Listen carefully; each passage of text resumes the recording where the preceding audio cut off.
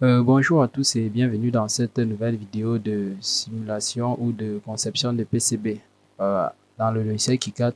Aujourd'hui, nous allons voir comment est-ce que nous allons réaliser le PCB de notre circuit HE Boost, notamment que nous avons vu dans notre précédente vidéo dans la formation Proteus que je vous invite à aller regarder. Donc ici, nécessairement, le schéma ici est déjà réalisé et l'affectation des composants a été faite. Donc, je vous laisse réaliser le schéma. Déjà, avec les nombreuses vidéos qui sont sur la chaîne, vous aurez de quoi réaliser le schéma. Donc, l'affectation des composants a été faite. Donc, tout ce qui nous manque, c'est juste d'aller dans l'onglet d'édition de PCB et de commencer à éditer le PCB. Donc, nous allons là et nous allons actualiser le PCB à partir du schéma actuel et disposer donc les composants. Donc, une fois les composants donc disposés, nous pouvons les classer en fonction de notre schéma, de notre schématique. Autant pour moi, de notre schématique. Donc, on peut commencer d'abord par le bornier d'alimentation ici. Donc, vous voyez là, nous pouvons le placer, peut-être c'est pas ici. Ou tout simplement, si ça ne dépend qu'à vous, vous pouvez laisser les composants tels qu'ils sont. Donc, je peux faire CTRL Z, CTRL Z. Vous pouvez laisser les composants tels qu'ils sont, vu qu'on n'a pas beaucoup de composants, je ne vois pas l'objectif de les classer, sauf les borniers néanmoins, qui doivent être classés ici.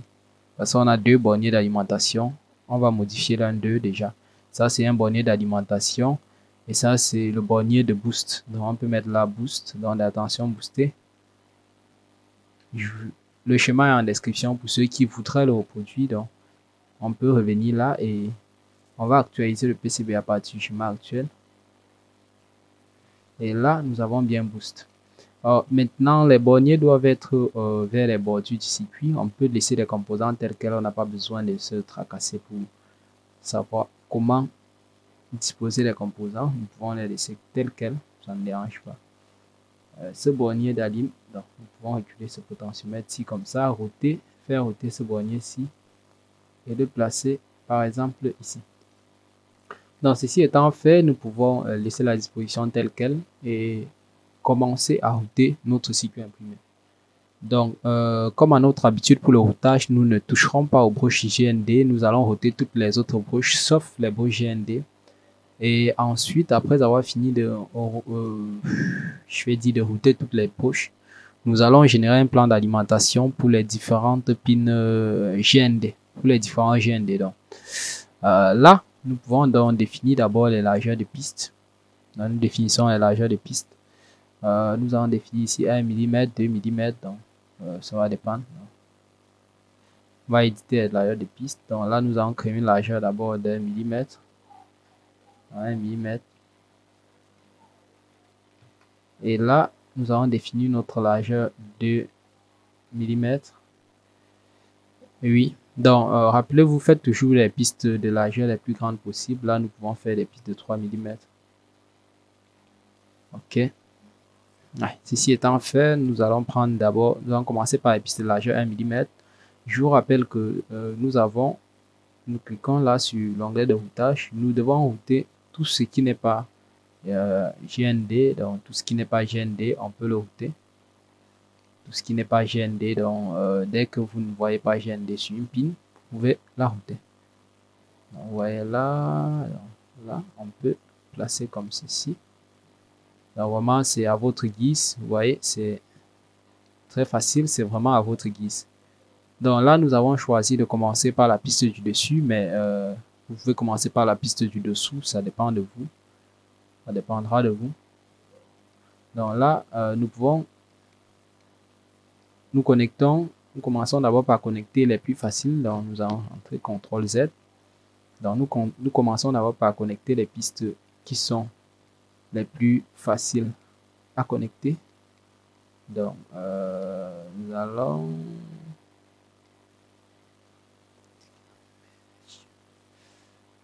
Donc, ensuite, donc, nous pouvons connecter celle-ci, donc celle-ci qui est là.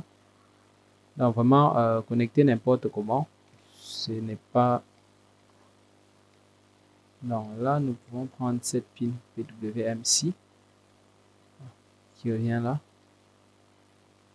Donc après, nous avons la pin de pad 8. Donc après, nous avons celle-ci que nous devons, si je regarde bien, cette pin-ci.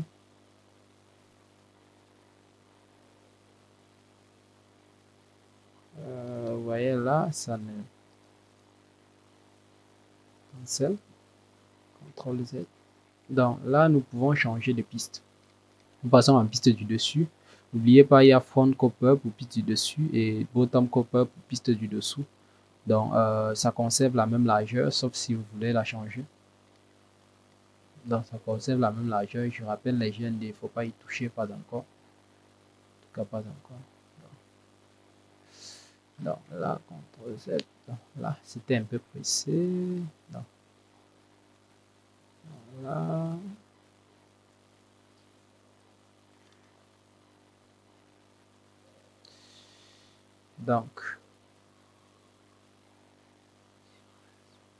Donc là, nous allons voir comme ceci. Le ramener là. Donc, il nous reste cette pin-ci à connecter. Donc, là. C'est vrai, nous avons un petit problème. Donc, nous pouvons placer un via. Donc, là. Et un via qui va nous permettre de changer de couche. Donc, quand vous avez ce problème, si vous pouvez faire un clic droit, placer un via. Vous venez là, placer un via. Le via permet de... Donc, en gros, le via, c'est un trou métallique qui permet donc de connecter deux voies entre les pistes. Donc, il nous reste une seule connexion à faire. Donc, là, cancel. Donc, là, nous avons cette piste-ci. Donc, annuler. Nous pouvons passer en piste du dessus. Donc, nous passons en piste donc, du dessus. Et là, nous pouvons encore placer un second via ici. Et ce via nous fait changer de sens. Vous voyez à quel point c'est puissant. Donc, là, c'est bien. Donc, une fois le routage du circuit imprimé terminé, nous allons générer un plan d'alimentation pour les GND.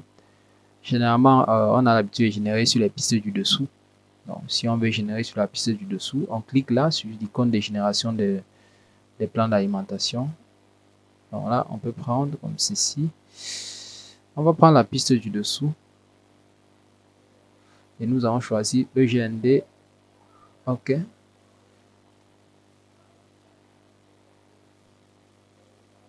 Donc, là.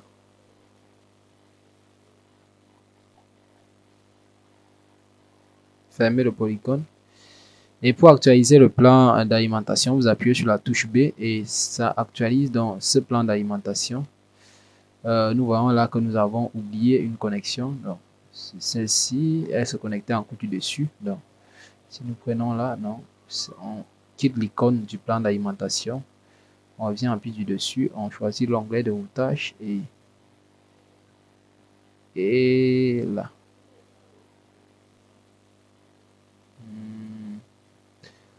Donc, on peut y aller comme ceci.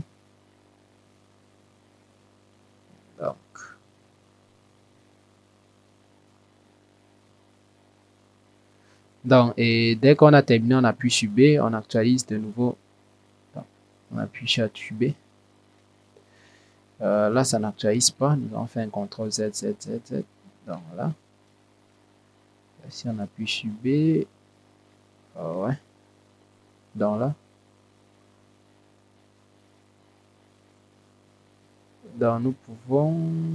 Pourquoi pas? Je sais pas. Nous allons prendre sur la couche. Nous allons prendre la couche du dessous. Pourquoi pas? Prendre là. Et ça. Donc après, nous actualisons sur la touche B. Ouais, là, ça dégage. Vous voyez comment ça va dégager tout le plan de masse juste pour libérer les lignes de circuit.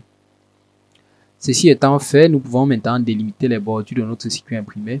avec l'onglet Edge Cut. Donc nous cliquons sur l'onglet Edge Cut ici. Nous choisissons la forme que nous voulons donner à notre circuit et nous traçons celui-ci tout simplement. Donc, ayant tracé le circuit, qu'est-ce qu'il nous reste à faire? Nous pouvons maintenant disposer les références des composants de façon correcte pour pas qu'une référence vienne empiéter sur le territoire d'un autre composant. Donc, vous voyez, c'est important de le faire pour éviter. C'est important de le faire pour éviter généralement des. Donc, pour éviter des erreurs. Pour éviter des erreurs lors du test des règles de conception. Donc, on va faire un CTRL Z. Donc, l'erreur du test des règles de conception de circuit imprimé. Donc, là. D1N4007. Donc. Après, nous avons J2. Non. Boost RV potentiomètre, donc RV1. RV1, donc là, nous avons J1 à Lim.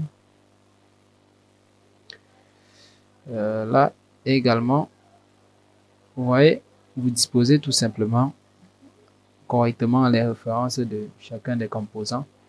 Et après, vous pouvez effectuer un test des règles de conception. Et si vous avez bien fait, donc là, nous allons, qu'est-ce qu'il me donne comme erreur? Sérigraphie, qu'est-ce qu'il dit? R1, oui, R1 est venu empiéter sur le territoire d'un autre. Après, c'est R3. R3, où est la résistance R3? Où est-elle? Je sais pas. R3. Double-cliquons sur ça. Référence de R3. Là c'est ça. Et je peux réexécuter le test des règles électriques. Donc, je réexécute encore. Et là, je n'ai plus aucune erreur et aucun avertissement. Et je peux effectuer une visualisation 3D de notre Asher Boost. Donc, en gros, voici notre Asher Boost. Et vous entrez une tension peut-être de 15 volts ici. Ça la booste et ça donne une sortie d'environ peut-être 30 volts. Ça va dépendre de vous. 30-40 volts, ça dépend du réglage du rapport cyclique avec le potentiomètre. Donc, c'est une simple configuration d'un montage Asher Boost. Très simple configuration. Très simple de Asher Boost. Donc, sur ce, j'espère que la vidéo vous a plu. Si c'est le cas, laissez un like. Et je vous dis à très bientôt pour une autre vidéo.